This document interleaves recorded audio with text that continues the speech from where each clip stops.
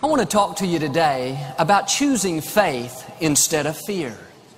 Now, all through the day, we have the choice to either believe that God is in control, believe that He's taking care of us, and believe that good things are in store, or we can go around worried, expecting the worst, wondering if we're going to make it.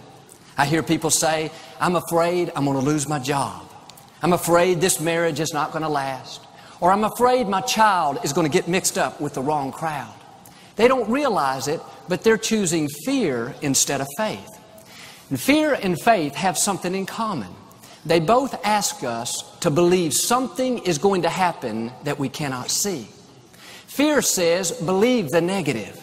That pain in your side, that's the same thing your grandmother died from. Probably be the end of you. Faith says that sickness is not permanent, it's only temporary. Fear says business is slow, you're going to go under. Faith says God is supplying all of your needs. Fear says you've been through too much, you're never going to be happy. Faith says your best days are still out in front of you. Here's the key. What we meditate on is what's going to take root. If we go around all day thinking about that fear and we let it play again and again, it can become a reality. That's what Job said. The thing I feared came upon me. I had a man tell me not long ago how everything was going great in his life. He'd recently gotten engaged. His business was blessed. But instead of enjoying it, instead of thanking God for it, he said, Joel, I'm afraid it's not going to last. I'm afraid it's too good to be true. I told him what I'm telling you.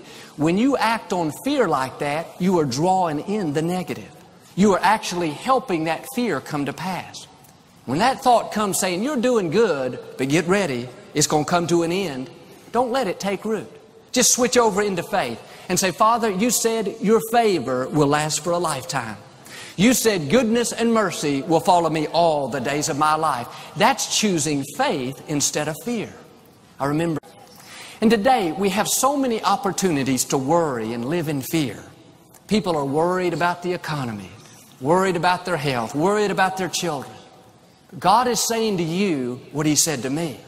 Don't use your energy to worry. Use your energy to believe.